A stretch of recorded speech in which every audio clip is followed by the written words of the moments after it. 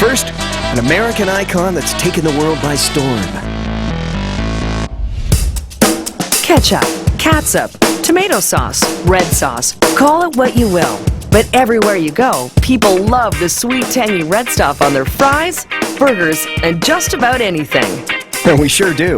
In 2012, the US and Canada combined consumed 390 million kilos of it. And it seems there's a reason why. Well, actually, 5 reasons why. Fourth-generation ketchup master Colt Reichhardt explains. Ketchup is so popular because it's one of the few foods that triggers all 5 of your taste bud senses, which are salty, savory, sweet, sour, and bitter. And it's pretty. All good ketchup begins with tomatoes.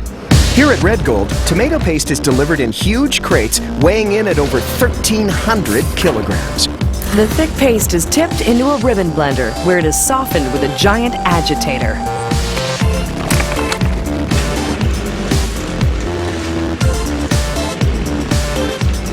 Today we made ketchup out of tomato paste, but during the summer months, when we have fresh tomatoes coming in, we use about 200,000 tomatoes per batch.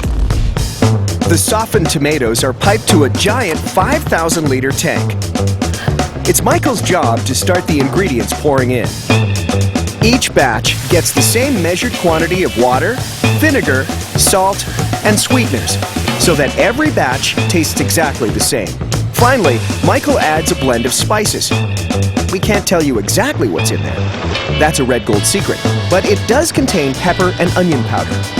Basically, this is a giant pan, but since there's no stove big enough, a heat source is put into the pan itself. This giant rotating coil cooks the ingredients to 93 degrees Celsius. It has the steam going through it, and it's also spinning at the same time. Imagine like a spring on its side, just rotating. And it's also heating it and mixing. Cool. Well, hot, actually. Next, the cooked ketchup is pumped through a homogenizer, which ensures a smooth texture, and then through a deaerator, which removes, well, air.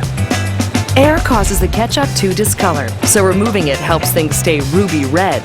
Finally, the ketchup is cooled, so it's ready to meet an army of bottles. Well, back in the day when you would fill ketchup, we would do it in glass, and it would be hot filled.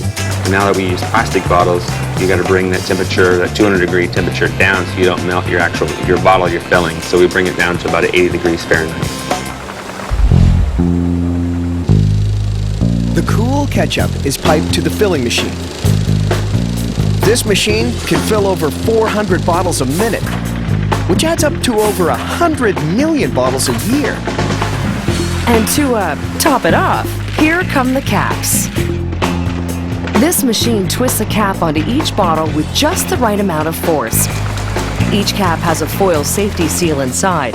As the bottles pass through a microwave, the heat fastens the foil tight, creating a safety seal. Cooked, bottled, and capped, the bottles go for a ride on this conveyor system. We pack over 25 whole tomatoes into every bottle of 20-ounce squeezed bottle ketchup, and that's a lot of tomatoes. So many tomatoes, in fact, that Red Gold uses 14,000 acres of farmland to produce over 400,000 tons of tomatoes every year.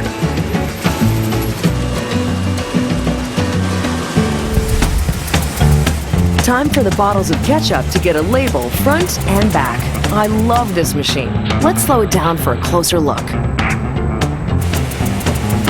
Chad is at the Vision Systems check, which is just a fancy way of saying he makes sure every label is perfectly straight.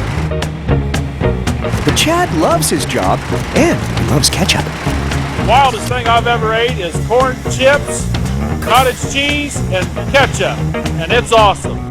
Man, this guy really loves ketchup. Hey, don't knock it till you've tried it. Now, the perfectly labeled, thanks Chad, and completed bottles are automatically lined up, 16 to a case.